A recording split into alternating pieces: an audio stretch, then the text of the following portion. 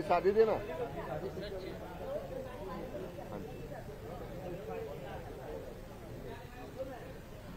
दिल्ली जा रहे हैं क्या? पहले बात करते हैं।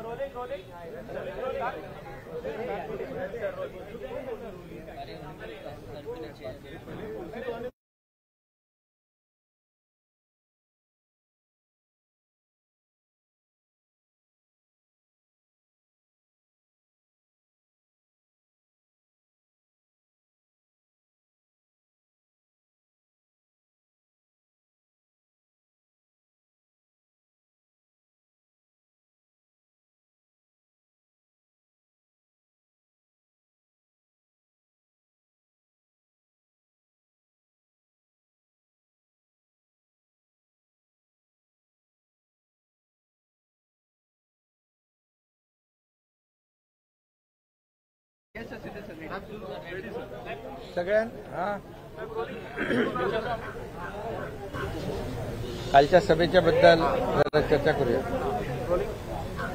सगळ्यांचं मनापासून स्वागत। आता आचारसंहिता सुरू झालेली आहे, त्यामुळे आपली बऱ्याच दिवसानंतरची भेट होते, कारण मध्ये सगळे कार्यक्रम आचारसंहिता लागू व्हायच्या अगोदर उद्घाटन, भूमिपूजन, लोकार्पण आणि सरकारने जी 1.5-2 वर्षामध्ये केलेली कामं, याचं जे काही लोकांना त्याचा फायदा व्हावा म्हणून आम्ही सगळेच जण भूमिपूजनात आणि लोकार्पणामध्ये व्यस्त होतो। आणि आपल्यालाही माहिती आहे की 1.5-2 वर्षामध्ये, 1.25-2 वर्षामध्ये महायुती सरकारने केलेलं काम आपल्या समोर आहे। मी काय त्याचा पाडा वाचू इच्छित नाही, परंतु अनेक योजना ज्या आहेत, शेतकरी, कष्टकरी, कामगार, महिला भगिनी, युवा वर्ग, ज्येष्ठ आणि उद्योग या सर्व क्षेत्रामध्ये महाराष्ट्राने आघाडी घेतली। अनेक अति महत्वाकांक्षी प्रकल्प, गेम चेंजर प्रकल्प, जसं बाळासाहेब ठाकरे समृद्धी महामार्ग झाला, MTHL अटल सेतू झाला, कोस्टल रोड झाला, अनेक मेट्रोचे उद्घाटनं झाली आणि अनेक कामं आज प्रगतीपथावर आहेत। आणि एक गेम चेंजर सगळं हे प्रकल्प, त्या सगळ्यामध्ये मी डिटेलमध्ये जाऊ इच्छित नाही, परंतु आपल्याला माहीत आहे की जे प्रकल्प आमचं सरकार स्थापन व्हायच्या पूर्वी 2.5 वर्ष जे सरकार होतं, ते सगळं स्पीड ब्रेकर, तिकडे सगळं नकारात्मक, अँटी डेव्हलपमेंट, प्रकल्प थांबवणं, प्रकल्पामध्ये अडथळे आणणं, या सगळ्याच बाबी आपण पाहिल्या। परंतु आमचं सरकार आल्यानंतर अगदी मेट्रो, आरे कारशेड, इतर प्रकल्प जे आहेत हे आम्ही युद्ध पातळीवर गतीने सुरू केले, वेगवान पद्धतीने निर्णय घेतले।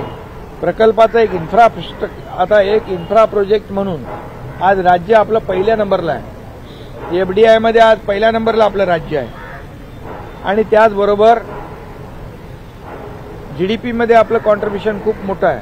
आणि म्हणून आज केंद्र आणि राज्य सरकार मिळून हे डबल इंजिन सरकार गेले 1.5-2 वर्षामध्ये ज्या वेगाने निर्णय घेतले, प्रकल्पांमध्ये बंद पडलेले प्रकल्प त्यांना चालना दिली, नवीन प्रकल्प सुरू केले आणि आणखी नवीन प्रकल्पांचं प्रयोजन केलं। त्याचबरोबर शेतकऱ्यांसाठी मगाशी म्हटल्याप्रमाणे सर्व घटकांसाठी, महिलांसाठी, तरुणांसाठी अनेक योजना आम्ही केल्या। त्या योजनांमध्ये मी जाऊ इच्छित नाही, आपल्याकडे योजना आलेल्या आहेत। अगदी पहिल्या कॅबिनेटपासून शेवटची कॅबिनेट झाली, या 55 कॅबिनेटमधून जवळपास 500 निर्णय आम्ही राज्य सरकारने घेतलेले, सर्वसामान्यांच्या हिताचे निर्णय, तेही आपल्या समोर आहेत। आणि म्हणून एक प्रॉस्पेरिटी, एक पॉझिटिव्हिटी या राज्यामध्ये आणण्याचा आमचा प्रयत्न जो होता, त्यामध्ये आम्हाला यश मिळालेलं आहे। स्वच्छतेमध्ये देखील महाराष्ट्राला नंबर 1 दिला देशामध्ये आणि असे अनेक प्रकल्प आम्ही मार्गी लावले। याबद्दल आमचे सर्व मंत्रिमंडळातील सहकारी, दोन्ही उपमुख्यमंत्री, मंत्रिमंडळातील सहकारी, आमदार सगळ्यांचंच मनापासून याच्यामध्ये योगदान आहे आणि म्हणून मी गेल्या 1.5-2 वर्षाच्या कालावधीमध्ये झालेल्या कारभाराबद्दल या राज्याचा मुख्यमंत्री म्हणून फार समाधानी आहे। लोकांमध्ये एक सरकारच्या बाबतीमध्ये एक पॉझिटिव्ह परसेप्शन तयार झालेलं आहे। एक ॲक्सेसेबल सरकार आणि प्रो पीपल सरकार, प्रो ॲक्टिव्ह सरकार अशी जी काही सरकारच्या बद्दल एक भावना आणि परसेप्शन लोकांमध्ये क्रिएट झालेला आहे। यासाठी नक्कीच याचा फायदा आम्हाला येणाऱ्या आणि लोकसभेच्या निवडणुकांमध्ये नक्की होईल, कारण आम्ही कुणाची उणीधुनी काढण्यापेक्षा डेव्हलपमेंटला महत्त्व देतो। कारण डबल इंजिन सरकार म्हणतो, केंद्राने मोदी साहेबांनी देखील अनेक प्रकल्पांची भूमिपूजन उद्घाटन केली। आम्ही बोलवले, त्यांना निमंत्रण दिलं की तात्काळ त्यांनी त्याला होकारही दिला, कारण हे राज्याच्या नागरिकांसाठी, जनतेसाठी महत्त्वाचे प्रकल्प होते आणि म्हणून हे डबल इंजिनचं केंद्राने देखील पूर्ण पाठबळ आम्हाला दिलं गेले 1.5-2 वर्षांमध्ये। त्याचाही फायदा झालेला आहे आणि म्हणून आज या राज्यामध्ये केलेली विकासाची कामं, आलेली परदेशी गुंतवणूक, जवळपास 5 लाख कोटीची परदेशी गुंतवणूक आलेली आहे, लाखो रोजगार निर्माण होणार आहेत आणि म्हणून तुम्हाला मी सांगू इच्छितो की याचा सर्व फायदा जो आहे या येणाऱ्या लोकसभा निवडणुकीत होईल। एक जे लोकांना हवं ते देण्याचा आम्ही निर्णय घेतलेला आहे आणि म्हणून मी महाराष्ट्रातल्या जनतेला देखील मनापासून शुभेच्छा देतो की त्यांनी अतिशय कमी कालावधीमध्ये आमच्या सरकारवर विश्वास ठेवला आणि प्रेमही दिलं, आशीर्वादही दिले। काल राहुल गांधी यांनी मुंबईमध्ये सभा घेतलेली आहे। एनडीए सरकारवरती, महायुती सरकारवरती त्यांनी टीका केलेली आहे। ठाण्यामध्ये देखील त्यांनी रोड शो केलेला आहे। देशभरातले त्यांचे म्हणजे काँग्रेस आणि इंडिया आघाडीचे अनेक नेते तिथे उपस्थित होते। खरं म्हणजे कालची सभा एक फॅमिली गॅदरिंग होती असं म्हटलं तर वावगं ठरणार नाही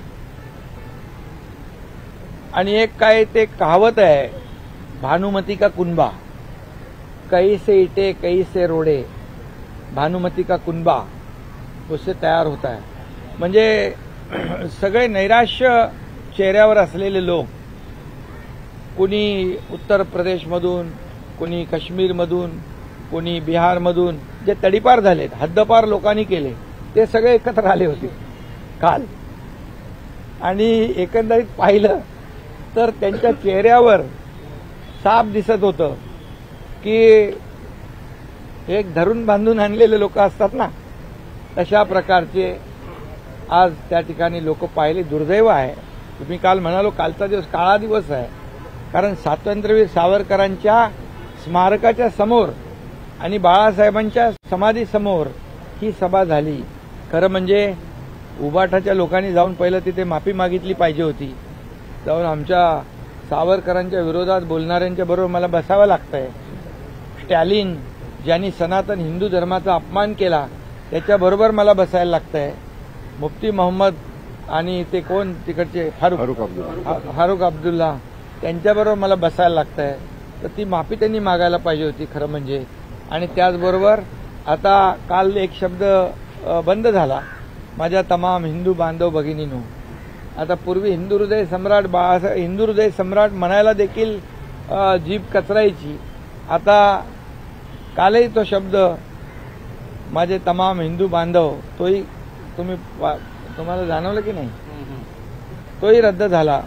यावरून आज लक्षात आलं की बाळासाहेबांचे विचार, त्यांची भूमिका, त्यांचं धोरण, त्यांची आयडिओलॉजी हे सगळं सोडलं आणि म्हणून तर आम्हाला हा निर्णय घ्यावा लागला त्यांना सोडण्याचा आणि बाळासाहेबांचे विचार पुढे नेण्याचा, त्यांच्या विचारांचं सरकार स्थापन करण्याचा। त्यामुळे काल जे काही अबकी बार तडीपार तडीपार आता स्वतः त्यांना तडीपार या महाराष्ट्रातल्या शिवसैनिकांनी केलंय, जनतेने केलंय 1.5-2 वर्षापूर्वी. आणि आता जे इतर राज्यातून तडीपार झालेले लोक इथं आले ते मोदीजींना कसं काय तडीपार करू शकतात? आज 50-60 वर्षामध्ये ज्या मोदीजींनी 50-60 वर्षात जे झालं नाही काँग्रेसच्या सरकारमध्ये ते 10 वर्षामध्ये नरेंद्र मोदीजींनी करून दाखवलं. आणि त्याचा परिचय आपल्या समोर आहे. आज प्रकल्पांच्या माध्यमातून, विकासाच्या माध्यमातून, अर्थव्यवस्थेच्या माध्यमातून या देशाची अर्थव्यवस्था 11व्यावरून 5व्यावर आणली. आता 3ऱ्यावर आणण्याचा त्यांचा निर्धार आहे. $5 ट्रिलियन इकॉनॉमीचा त्यांचा निर्धार आहे. गरिबी हटाव काही लोक म्हणायचे, गरिबी तर हटली नाही पण गरीब हटले. परंतु मोदीजींनी 25 कोटी लोकांना दारिद्र्य रेषेच्या वर काढलं. आज गरिबाच्या पोटा उपाशी राहता कामा नये म्हणून 80 कोटी लोकांना कोविडमध्ये घेतलेला निर्णय जो होता अन्नधान्य मोफत देण्याचा, तो पुढचे 5 वर्ष कायम ठेवला. हे मोदीजींचं काम आहे. आणि म्हणून आज जे काही तिकडे परिस्थिती होती, अतिशय म्हणजे विश्वास गमावलेला विरोधी पक्ष कुठला इंडिया अलायन्स, इंडिया नाही, INDIA इंडिया अलायन्स, विश्वास गमावलेला विरोधी पक्ष. ना त्यांच्याकडे नेता, ना त्यांच्याकडे नीती, ना त्यांच्याकडे काही अजेंडा. आणि म्हणून आज इकडे मोदीजींच्या समोर एक मोदी द्वेष फक्त त्यांच्या भाषणातून दिसत होता. फक्त आणि फक्त व्यक्तिद्वेष, दुसरं काही नव्हतं. अरे ज्या मोदीजींनी देशाला एवढ्या उंचावर घेऊन गेले त्यांच्या विरोधात तुम्ही जेव्हा 2014ला तुम्ही चौकीदार चोर म्हणालात, 2019ला आणखी काहीतरी म्हणालात. लोकांनी तुम्हाला तुमची जागा दाखवली. आणि यावेळेस देखील जनतेने ठरवलेलं आहे की यांच्याकडे साधा पंतप्रधान पदाचा उमेदवार देखील जाहीर करू शकले नाहीत. ते एक दुसऱ्याकडे पाहतात. राहुल गांधी यांनी त्यांच्या कालच्या भाषणामध्ये शक्ती हा शब्दप्रयोग वापरला. त्यावरनं नाराजी जी आहे ती व्यक्त केली जात आहे. त्यांना शक्ती असं म्हणतात. CBI ED यांची शक्ती जी आहे ती वापरली जाते, ITची शक्ती वापरली जाते. मात्र शक्ती या शब्दावरनं काही नाराजी जी नाही, त्यांनी हिंदुत्वाची शक्ति म्हटलंय. हिंदू धर्म की शक्ति. हिंदू धर्म की शक्ति मतलब क्या? ये हमारी 3.5 शक्तिपीठ जो है महाराष्ट्र में, वो हमारे देव देवताओं की शक्ति, हमारी नारी शक्ति, हमारी भारत माता की शक्ति, ये सब शक्ति को समाप्त करेंगे वो? इतनी बड़ी ताकत है उनके पास? ये इसका जवाब जो है हमारी नारी शक्ति, हमारी महिला शक्ति, हमारी सब माता बहनें निश्चित रूप से उनको आने वाले चुनाव में उनकी जगह दिखाएंगे. थाने के बारे में आपने कहा, इतना बड़ा नेशनल लीडर, थाने में 500 लोग नहीं थे, पूरा फ्लॉप शो हो गया. उसका वीडियो देखो आप क्या बोल रहे? बहुत बड़ी सभा हो गई पहली. मुंब्रा में तो 4-5 लोग भी नहीं थे, सब गाड़ियां थी. एक नेता तो किसी को मार भी रहा था, गर्दी भीड़ नहीं हुई करके. अरे ये देखा कि नहीं आप लोगों ने?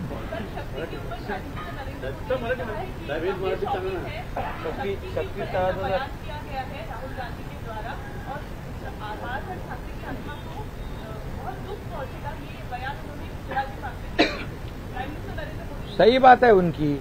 मैंने जैसे कहा, हमारे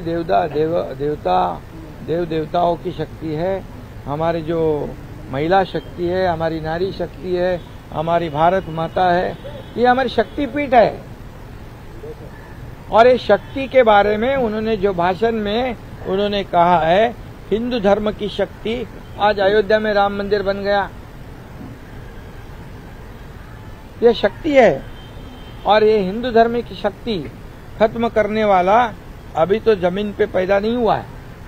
और इसलिए आदरणीय प्रधानमंत्री जी ने जो कहा है सच है कि इनको आने वाले चुनाव में ये शक्ति उनकी जगह दिखाएंगे और निश्चित रूप से उनको उसका भुगतान करना पड़ेगा. होऊ देणार नाही असं सांगितलंय. उमर अब्दुल्ला यांनी महाराष्ट्र सदन काश्मीरमध्ये होऊ देणार नाही असं सांगितलेलं आहे. ऑक्टोबरमध्ये विधानसभा निवडणूक होती, त्यावेळेला आम्ही कसं होतं ते पाहू असं त्यांनी म्हटलं. मग हेच तर दुर्दैव आहे की जे भक्त आपले अमरनाथ यात्रेला जातात, अमरनाथ यात्रेला जाणारे यात्रेकरूंसाठी मी स्वतः तिकडच्या राज्यपालांना विनंती केली की इकडे महाराष्ट्र भवन पाहिजे. ते त्यांनी मान्य केलं आणि फारूक अब्दुल्ला म्हणतात मैं नहीं होने दूंगा. किती द्वेष आहे, ये द्वेष, हे उबाटो को मान्य आहे, हे ना मान्य आहे. त्यांच्या मांडीला मांडी लावून बसले. महाराष्ट्र भवन होऊन देणार नाही आणि त्यांच्या बाजूला बसता, हे काय? हे किती लांछनास्पद आहे, किती दुर्दैवी आहे. उद्धव ठाकरे यांना 5 मिनिटं काल भाषण करण्यात आलं, त्यावर देखील टीका होती. आपली काय प्रतिक्रिया? नाही, त्यांना जे 5 मिनिटं दिली यावरून त्यांची पत जी आहे, उदय, त्यांची पत जी आहे ना, 5 मिनिटं भाषण करायला दिली, त्यांची पत जी आहे ती त्या कालच्या सभेमध्ये दिसली. आता त्यांच्याकडे आमदार, खासदार, शिवसेना नाही आहे. त्यामुळे त्यांच्या पक्षाच्या ताकदीप्रमाणे त्यांनी दाखवलं. जिथं बाळासाहेब शिवतीर्थावरून भाषण करायचे, देशाला मार्गदर्शन करायचे, देशाला दिशा द्यायचे, ती कालची केविलवाणी परिस्थिती पाहिली आम्ही. शिंदे सर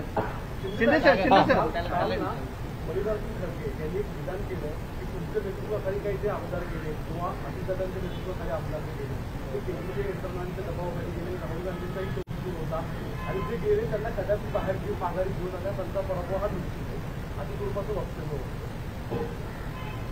त्यांनी एकदा असंही वक्तव्य केलं होतं. त्यांना विचारलं होतं अभी देश में सत्ता आपकी आएगी, क्या क्या होगा.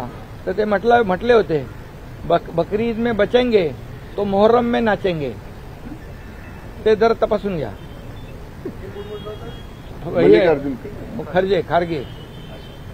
त्यामुळे त्यांच्या स्वतःवरच विश्वास नाही. ते आमच्याबद्दल कशाला काय बोलण्याची गरज आहे. अरे आम्ही छाती ठोकपणे गेलो, आम्ही बोलत गेलो, लपून छपून नाही गेलो. बाळासाहेबांच्या विचारांची भूमिका घेऊन पुढे गेलो आम्ही. असे भूमिका बदलणारे आम्ही नाही सत्तेसाठी, खुर्चीसाठी. शिवसेनेला एकेकाळी अच्युत मानणारे खरगे, काँग्रेस आज त्यांचे गळाभेट करतात. हे पॉलिटिकल कॉम्प्रोमाइज आहे, तडजोड. हे आम्ही नाही करू शकत. शिंदे सर आम्ही महाराष्ट्रामध्ये 40 पार करू, महाविकास आघाडी म्हणते. कुठून, मागून का कुठून? शून्य म्हणजे शेवटून. आत्मविश्वास, अरे आत्मविश्वास गमावलेले ते पाहिले मी. त्यांचे चेहरे बघितले. राहुल गांधीचं भाषण चालू होतं तेव्हा त्यांचे चेहरे बघण्यासारखे होते. शिंदे सर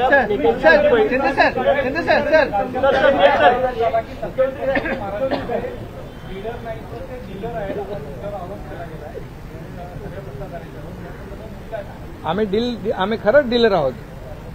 कारण आम्ही डील केली शेतकऱ्यांच्या हितासाठी, माय भगिनींना न्याय देण्यासाठी, तरुणांना रोजगार देण्यासाठी, कष्टकऱ्यांना न्याय देण्यासाठी आणि ज्येष्ठांना न्याय देण्यासाठी आम्ही केलं ना. आम्ही ह्याच्यासाठी केले. पैसे त्यांनी आतापर्यंत केलेल्या डील, ते कुठले मोठे घोटाळे झाले 2014 पूर्वी. कोण होतं त्याच्यामध्ये? रोज रकाने तुमच्या वर्तमानपत्रातून मीडियामध्ये यायचे. हे घोटाळा, चारा घोटाळा, कुठला आणखी कोळसा घोटाळा, काय घोटाळे आले. आता एकतरी घोटाळा दाखवा मोदीजींच्या काळात. एक सिंगल डाग नाही त्यांना लावता आला. त्यांच्याकडे आरोप करायला काही नाही म्हणून हे खोटे आरोप करतात. आणि ज्या वेळे 2014ला मोदीजींवर आरोप केले त्यांचं पाणीपत झालं. 2019ला आरोप केले त्यांचं पाणीपत झालं. 2024ला आता आरोप करतात. त्यांना विरोधी पक्ष नेता बनण्या एवढे तरी मिळतील की नाही मला माहित नाही. खासदार मनोज जरांगे पाटील यांनी मागणी केलेली आहे. भेट घेतली आहे, विषय संपलाय का सर? शिवतारे मला भेटले. मी त्यांना सांगितलं आपली राज्यात महायुती आहे, युती धर्म पाळणं हे आपलं शिवसेनेचं कर्तव्य आहे असं मी त्यांना सांगितलेलं आहे. आणि त्याप्रमाणे ते गेलेत. त्यांची आता तब्येत ठीक नाही, त्याचं ट्रीटमेंट सुरू आहे. आणि मला वाटतं महायुतीमध्ये आमचे सर्व कार्यकर्ते शिवसेना पूर्णपणे जिथं ज्याचा कॅन्डिडेट असेल त्याला पूर्ण ताकदीने मदत करून निवडून आणणार.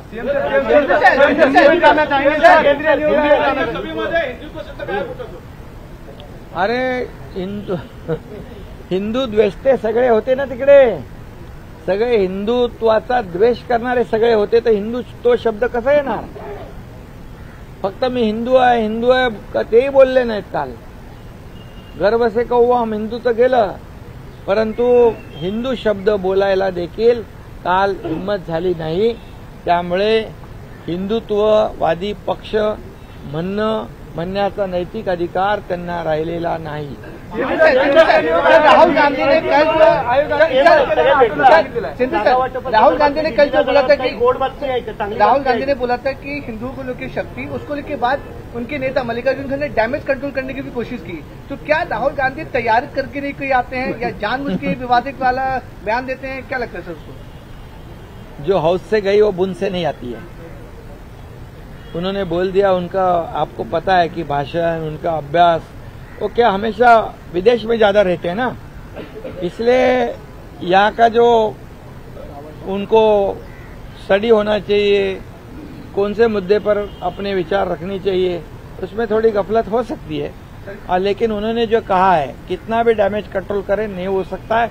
उन्होंने तमाम आदि शक्ति, स्त्री शक्ति, नारी शक्ति, हमारे देव देवताओं का अपमान किया है, और ये अपमान का बदला हमारे देश की जनता जरूर लेगी. जागा वाटप कधी होणार आहे? महायुतीचं जागा वाटप नेमकं कधी होणार आहे? आणि बाळासाहेब ठाकरे ने हिंदुत्व का बिगुल फूका था. कभी स्थिति में किधर बिगुल बंद हो गया हो?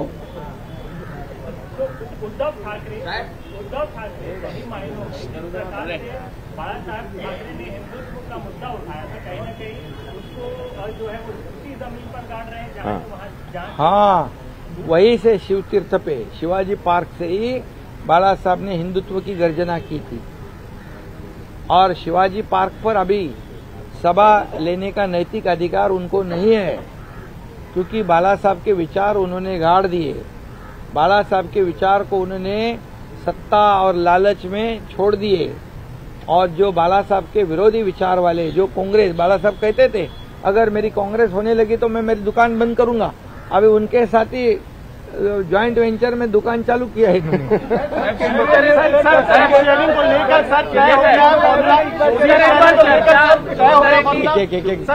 सीट शेयरिंग को लेकर फॉर्मूला क्या तय हो गया? क्या दिल्ली जाने वाले हैं फाइनल डिसीजन लेने के लिए? क्या रूपरेखा है सर? काही टेन्शन घेऊ नका. जागा वाटप समन्वयाने आणि सन्मानजनक होईल. महायुतीमध्ये कुठलाही विवाद नाही. काही चिंता करू नका. योग्य वेळी निर्णय होईल. आणि आपल्याला मी पुन्हा एकदा सांगतो की या राज्यामध्ये 45 पारचा आकडा या राज्यात महायुतीचा येईल. आणि मोदी साहेबांचे हात मजबूत होतील. आपको बताता हूँ, हिंदी में बताता हूँ, ये सीट शेयरिंग की बात की लेकर कोई चिंता नहीं है. सम्मानजनक निर्णय होगा, समन्वय से निर्णय होगा. और मैं दावे के साथ कहता हूं कि ऐसे माहौल में जब विपक्ष तो पूरा सो गया है, विपक्ष तो पूरा कॉन्फिडेंस लूज किया है उन्होंने, उनके उसमें तालमेल नहीं है. आपण म्हणतो ना, कोणाचाच पायपूस कोणामध्ये नाही, तालमेल नहीं है. वो एक दूसरे के ऊपर क्या बोलते हैं उसको, विश्वास नहीं है. एक दूसरे के ऊपर संदेह है उनके दिल में, ये क्या करेगा वो क्या करेगा. ऐसे परिस्थिति में जो 1.5-2 साल में हमने जो काम किया है, इस राज्य में का विकास किया है, और केंद्र में मोदी जी ने 10 साल में काम किया है, उसका पूरा जो आज इस चुनाव में नतीजा आपको दिखेगा. और 45 से ज्यादा सीटें महाराष्ट्र से आएगी. और मोदी जी ने कहा है कि अब की बार 400 पार निश्चित रूप से आंकड़ा होगा. पहिली यादी कधी जाहीर होणार साहेब? लोकसभा की सीटें जो है वो कॉम्प्रोमाइज करेंगे? नहीं, मैंने अभी कहा ना कि समन्वय और सम्मानजन, क्योंकि महायुति है हमारी और हमारे में अच्छी तरह से अंडरस्टैंडिंग है और एक दूसरे को हम लोग साथ लेकर चलने वाले लोग हैं. और हमारा टारगेट यही है कि मोदी जी को फिर से बड़ी ताकत से प्रधानमंत्री बनाएंगे और निश्चित रूप से 400 का पार पूरा आंकड़ा जो है पार होगा। राज ठाकरे क्या महायुति में शामिल हो रहे हैं? एमएनएस की मीटिंग हो रही है लगातार, क्या राज ठाकरे एमएनएस महायुति में शामिल हो रही है? एनडीए राज ठाकरे जी अभी हमारे एक विचारधारा वाले हैं, एक ही विचार के लोग हैं हम लोग सभी लोग, और इसलिए निश्चित रूप से योग्य निर्णय होगा। मनोज तरंगे पाटील मराठा आंदोलनावरती जे राजकीय गुन्हे दाखल झाले ते मागे घेण्याची मागणी केलेली आहे, त्या संदर्भात कारवाई काय कुठपर्यंत आलेली आहे? मी याच्यावर परवाच्या दिवशी पण बोललो की आपण त्यांच्या मागणीप्रमाणे जस्टिस शिंदे कमिटी आपण गठीत केली, ते काम सुरू आहे। मराठा आरक्षण 10% आपण देण्याचा निर्णय घेतला होता जाहीरपणे, आणि तो विशेष अधिवेशन घेऊन आपण 10% आरक्षण दिलं। ते आरक्षणाचा लाभ मराठा समाजातल्या तरुणांनी जास्तीत जास्त घेतला पाहिजे। आता पोलिसांची भरती सुरू आहे, त्याचा फायदा त्यांना होईल। कोर्टामध्ये काही लोक गेले होते, परंतु कोर्टाने त्याला स्टे दिला नाही। सरकारने राज्य हायकोर्ट आणि सुप्रीम कोर्टमध्ये कॅव्हेट फाईल करून ठेवलेला आहे। त्यामुळे मराठा आरक्षण आम्ही म्हणत होतो की मराठा आरक्षण टिकेल, टिकणारं कायद्याच्या चौकटीत बसणारं आरक्षण आम्ही देणार, आणि आम्ही शब्द पूर्ण केलेला आहे, शपथ पूर्ण केलेली आहे, आणि कुणबी प्रमाणपत्र देण्याचं काम सुरू आहे। आणि त्याचबरोबर जे गुन्हे दाखल आहेत हे गुन्हे दाखल करण्याचे जसं जे आम्ही त्यांना नोटिफिकेशन जे आहे कुणबीचं सगळे सोयरेंचं, त्याला जी 8 लाख ज्या हरकती आलेल्या आहेत त्याच्या बाबतीमध्ये स्क्रुटिनी सुरू आहे, छाननी सुरू आहे। तसंच या बाबतीत देखील जे गुन्हे म्हणजे नॉन सिरियस आहेत, लोकशाहीमध्ये आंदोलन घेतलंय, सभा घेतल्यात, रॅली काढलेल्या आहेत, त्यामध्ये काही गुन्हे दाखल झालेत, काही रस्ता रोकोमध्ये गुन्हे दाखल झालेत, हे पहिल्या टप्प्यामध्ये त्याची स्क्रुटिनी सुरू आहे आणि सरकार पूर्ण सकारात्मक आहे। ते जे नॉन सिरियस गुन्हे आहेत ते सरकारने काढण्याचा निर्णय आचारसंहिता लागू व्हायच्या अगोदरच घेतलेला आहे, त्यामुळे त्याची स्क्रुटिनी चालू आहे, छाननी चालू आहे। आणि जे सिरियस गुन्हे आहेत ज्याच्यामुळे जीवित आणि वित्तहानी ज्याच्यामध्ये नाही, जीवित आणि वित्तहानी ज्याच्यामध्ये नाही, ते गुन्ह्याचं वर्गीकरण केलं जाईल। आणि जे सिरियस गुन्हे आहेत ज्याच्यामध्ये वित्तहानी आहे, जीवितहानी आहे, मालमत्तेचं नुकसान झालेलं आहे, ह्या दुसऱ्या क्रायटेरियामध्ये त्यांना बसवून आपण त्याच्यावर सकारात्मक मार्ग या काढणार आहोत। आणि जे छोटे गुन्हे आहेत, लोकशाहीमध्ये आंदोलन करण्याचा अधिकार आहे, ते आम्ही तात्काळ काढण्याचा निर्णय अगोदरच आचारसंहिता लागायच्या अगोदर घेतलाय। ती छाननी सुरू आहे आणि ते लवकर निर्णय होईल। शेवटचा प्रश्न आहे, तरुण आहेत तारीखही वाढवून मिळणार आहे का? सर शक्ति वाले बयान पर राहुल गांधी ने ट्वीट आहे ईवीएम में तुम्हाला किती संयुक्त काय राजा की आत्मा, देश के राजा की आत्मा ईवीएम में है, असं त्यांनी विधान केलं। राहुल गांधी ने कल सर शिवाजी पार्क में बोला, राहुल गांधी ने ट्वीट केलं। अरे जब ऐसे बात ते जर असं बोलत असतील तर त्यांनी त्यांचा पराभव कबूल केलेला आहे, त्यांचा पराभव त्यांना कबूल केलाय त्यांनी। जब भी ईवीएम में जब उनका राज्य जीतता है ईवीएम के जरिए, तब ईवीएम बराबर है, और जब हारता है तो ईवीएम खराब है। ये कौन सा तरीका है? तुम इलेक्शन कमीशन को गाली देते हो, सुप्रीम कोर्ट को तुम सलाह देते हो, तुम सबको, जब तुम्हारे हित में फैसला होता है तो वो एजेंसी अच्छी है, तुम्हारे हित के तुम्हारे विरोध में जनता ने जो फैसला दिया है तब वो एजेंसी गलत। ये क्या है सर? ये दोगली राजनीति है। ये जो दो मुंह का सांप होता है ना, होता है ना। सीएम सर शक्ति वाले बयान को लेकर एक मिनिट ते तपासून घेऊ आपण, आणि निवडणूक आयोगाचा आदर आम्ही राखणार आहोत। शक्ति वाले बयान को लेकर राहुल गांधी ने ट्वीट किया है, उन्होंने कहा कि मोदी जी को मेरी बातें अच्छी नहीं लगती, किसी न किसी तरीके से उन्हें घुमाकर वो उसका गलत अर्थ निकालते हैं और बदलने की कोशिश करते हैं, क्योंकि उनको पता है कि मैंने गहरी सच्चाई बोली है। जिस शक्ति का उल्लेख उन्होंने किया है, जिस शक्ति से हम लड़ रहे हैं, उस शक्ति का मुखौटा मोदी जी हैं। देखो, ये आज बोलने से क्या फायदा है? मैंने पहले कहा है, जो हाउस से गई वो बुन से नहीं आती है, समझ गए कि नहीं? तो हाउस से गए वो बुन से नहीं आते, मैं पहले ही कहा है। अभी कितने ही वो पॉलिश करेंगे तो कुछ होने वाला नहीं। वो जो बोला है उन्होंने बोला है, उनके जो जहर उगला है उन्होंने यहाँ पर आकर, समझ गए। और लोग जानते हैं, सब कुछ जानते हैं, क्योंकि अभी उन्होंने कहा कि लोकशाही नहीं है, हुकुमशाही है। अरे लोकशाही नहीं हो तो शिवाजी पार्क में आकर भाषण करते क्या हो? मोदी जी के खिलाफ बात कर सकते थे क्या? लोकशाही मजबूत लोकशाही है और इस लोकशाही का पूरे दुनिया में सम्मान होता है। Okay, thank you.